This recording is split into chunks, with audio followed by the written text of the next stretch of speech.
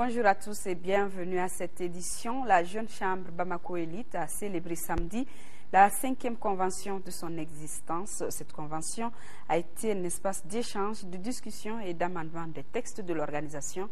Cette année, elle a connu l'adhésion de 8 nouveaux membres. Le compte-rendu de Amadou Ouattara. Au cours de cette 5e convention locale, il s'agissait pour les membres de la Jeune Chambre Bamako Élite de faire la synthèse des activités de l'année en cours et de planifier celle de l'année à venir. Aussi, plusieurs autres questions visant la vision et les missions de l'organisation ont été débattues. Nous avons commencé l'année avec un défi a priori simple: apprendre pour mieux entreprendre.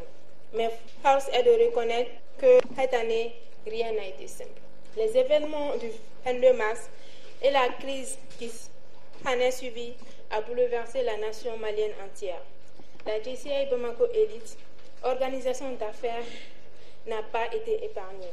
Réseau des citoyens actifs, la Jeune Chambre Bamako Élite offre aux jeunes des opportunités de développement en créant des changements positifs au sein de leur communauté. Bamako Élite a été l'une des premières OLM à prendre à bras le corps le problème qui est survenu le 17 janvier, d'où l'organisation de la conférence sur le Nord et aussi Je suis malien sur le projet Je suis malien que tout le monde a apprécié. Au-delà de la Jeune Chambre, c'est tous les Maliens qui ont apprécié ce projet. D'autres s'en sont inspirés pour exécuter des projets. Après amendement des textes, la cérémonie a été marquée aussi par la prestation de serment et l'intronisation de 8 nouveaux membres pour un an d'exercice. Le groupe DHL Mali investit dans l'humanitaire. Il vient de procéder au lancement de ses actions de bénévolat au centre de santé communautaire de Amdalaï à Sikasso. Pour l'occasion, le CESCOM a reçu du matériel médical. C'était en présence des autorités administratives, sanitaires et des populations bénéficiaires. Sidi Djurté depuis Sikasso. En procédant ce matin au lancement des activités du challenge bénévolat de la société DHL Mali, les responsables de la société veulent, à partir de leur partenariat avec l'ASACO d'Amdalaï, canaliser l'énergie de son personnel pour assurer le développement et garantir la santé des populations. Ainsi, l'événement trouve tout son sens dans la remise de dons en équipement sanitaire et le premier coup de pinceau dans la peinture des locaux du CESCOM d'Amdalaï.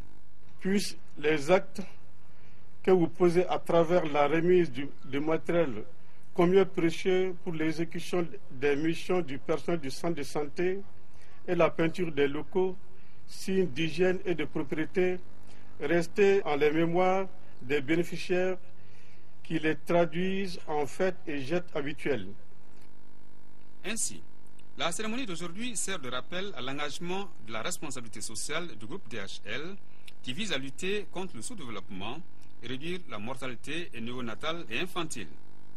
Nous voulons également donner l'exemple à d'autres structures dans la concrétisation de tels actes citoyens empreints de solidarité et de générosité spontanée. L'organisation de cette remise de dons survient dans un contexte de défis immenses à relever pour notre pays, le Mali. En effet, les régions nord de notre pays connaissent une occupation par des forces obscures dont leurs actions freinent tout élan de développement et provoquent un afflux massif des réfugiés au sud. Le groupe DPDHL renforce ainsi l'accessibilité, la qualité et l'utilité des services du centre de santé communautaire CESCOM d'Amdalaï. Le président de l'Assemblée nationale par intérim a reçu hier une délégation du comité interparlementaire de l'UEMOA. Les membres disent être venus renouveler leur soutien et appui aux autorités maliennes pour la sauvegarde de l'unité nationale et l'organisation d'élections libres et transparentes. La délégation est conduite par son président Dama Dramani. Il est au micro de Ramata Konati. Aujourd'hui, nous sommes revenus pour nous enquérir de la situation réelle. Nous avons discuté avec nos amis qui nous ont donné beaucoup d'informations sur la situation actuelle. Mais notre priorité, c'est quoi? C'est de dire au peuple malien que nous sommes solidaires, puisque nous sommes ses représentants. Nous nous sentions tous au CIP malien aussi. Donc nous sommes préoccupés par notamment la situation des réfugiés, qui sont des populations démunies, qui sont des populations opprimées aujourd'hui par des groupes. Et nous réaffirmons notre engagement pour l'unité du territoire malien. Nous disons également aux autorités du Mali qu'ensemble, nous devons travailler pour un retour à la normale, à l'ordre constitutionnel. Et cela passe par, naturellement, des élections libres et transparentes. Donc, soit la classe politique, les députés à l'Assemblée nationale, nous tous nous devons œuvrer pour qu'ensemble, on ait un consensus pour faire face à la situation et progressivement donc aller vers les élections qui vont rétablir la normalité au niveau du Mali. L'avant-projet de loi sur la programmation militaire était à l'ordre du jour du Conseil du cabinet présidé hier par le Premier ministre. Pour l'élaboration de ce projet de loi, tous les états-majors et services techniques ont été mis à contribution pour revoir les structures et les niveaux d'équipement. Le ministre de la Défense et des anciens combattants, le colonel Yamoussa Kamara, explique l'esprit du projet de loi et les procédures de sa mise en application. Il est au micro de Tiemogo Sagara. Le projet de loi de programmation vise à cibler les différents domaines sur lesquels il va falloir faire un effort pour faire un niveau, pour que notre armée soit vraiment à hauteur de mission. Donc après l'examen de ce projet, nous allons l'enrichir par les critiques et suggestions formulées par les différents départements. Et après ça, le document sera réintroduit cette fois-ci en Conseil des ministres. Une fois qu'il sera adopté à ce niveau-là, il passera pour l'adoption au niveau de l'Assemblée nationale. Et nous pensons que, puisque ça nécessite des investissements très importants, qu'il est nécessaire de faire un plan qui va se réaliser dans la durée. Nous avons prévu 5 ans, au terme desquels nous pensons pouvoir mettre en place un outil qui répond vraiment à nos besoins.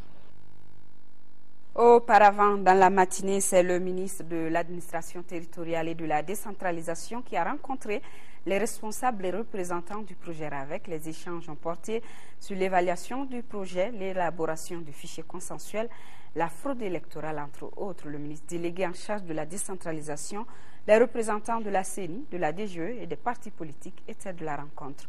Le compte-rendu de Mohamed Doumbia. Les élections générales n'ont pas eu lieu en avril 2012 suite au coup d'État du 22 mars dernier.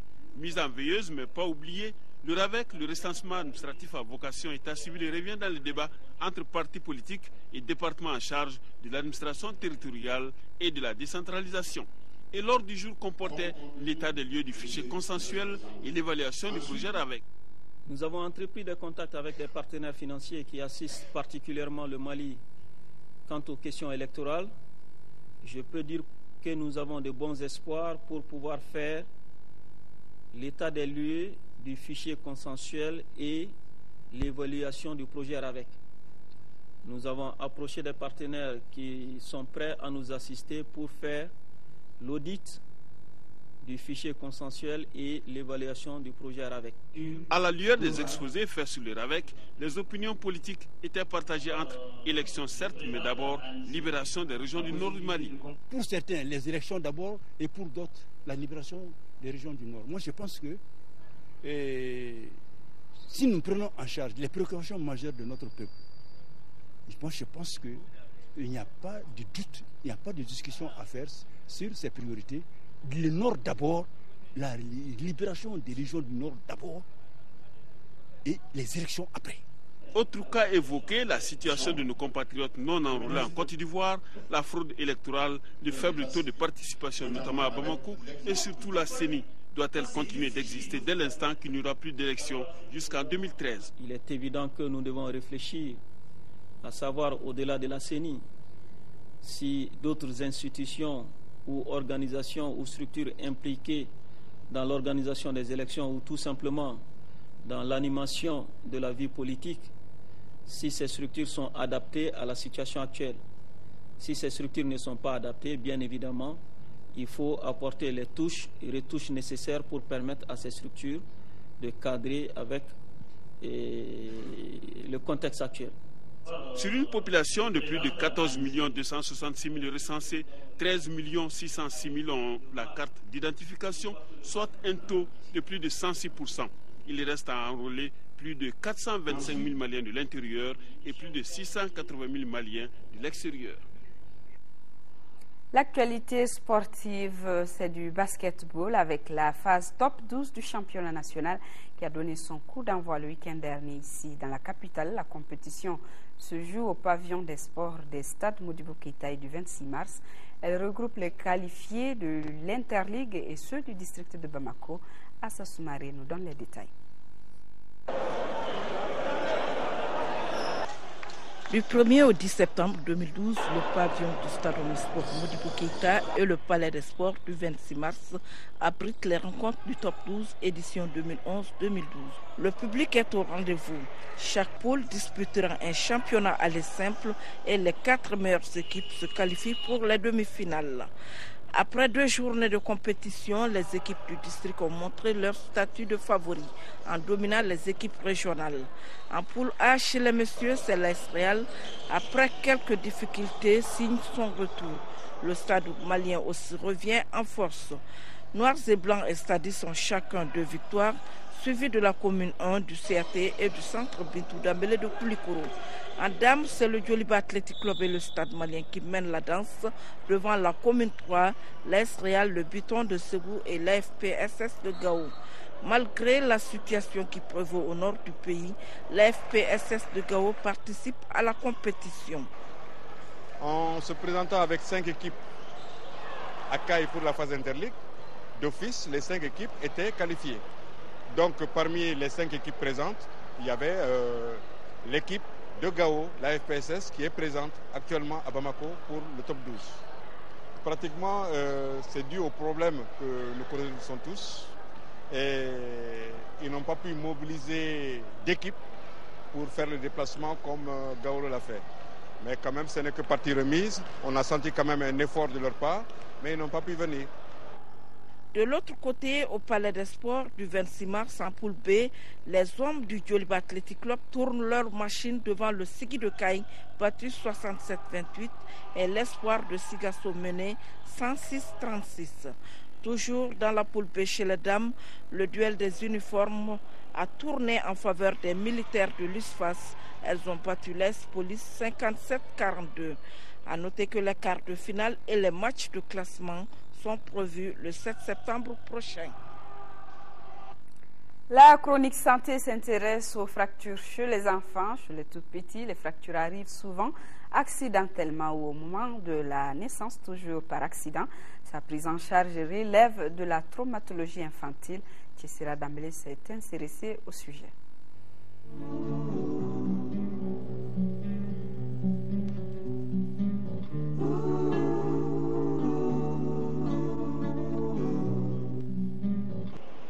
La fracture est définie comme une rupture de la discontinuité de l'os. Quand la peau est intacte malgré le traumatisme, on dit qu'elle est fermée.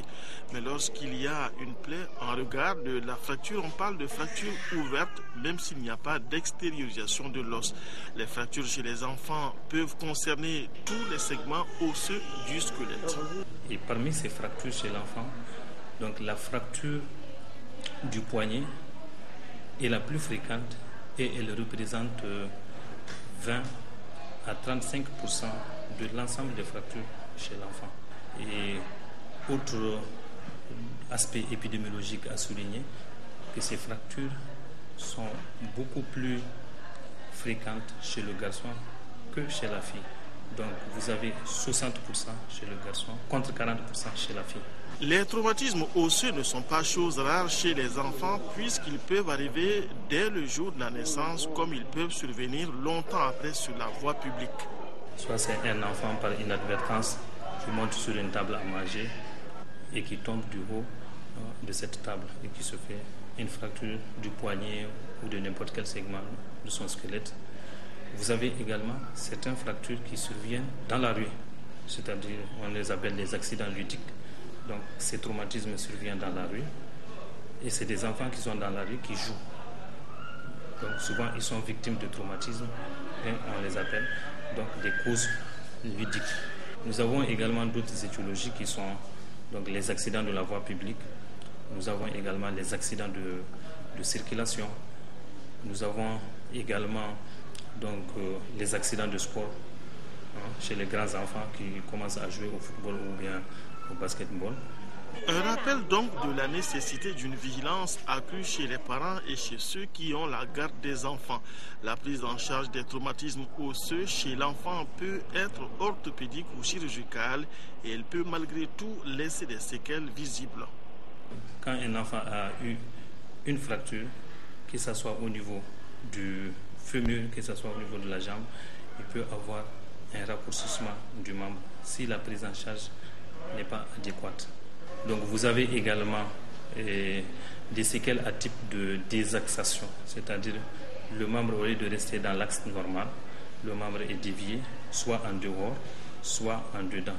Vous pouvez avoir également des cas d'amputation, donc des fractures qui entraînent des amputations. On peut également avoir des complications qui surviennent souvent même au lieu de l'accident, qui sont des complications vasculaires, c'est-à-dire un segment osseux embroche un vaisseau ou un nerf. Les 6 derniers mois, 5 cas de complications de type gangrène ont été enregistrés au service de chirurgie pédiatrique de l'hôpital Gabriel Touré.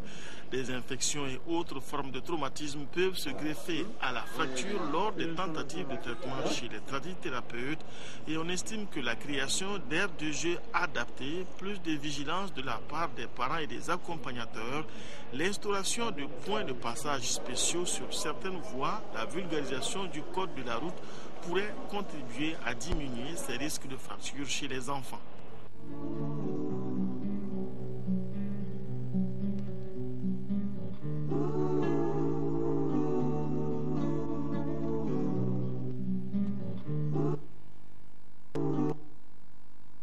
Voilà, nous sommes à la fin de cette édition. Merci d'avoir été des nôtres. Retrouvez à 18h et 20h Nyanya Aliou Traoré, soyons de cœur rédaction, avec nos compatriotes des régions du Nord vivant sous occupation. Ne les oublions pas. Bon appétit à tous.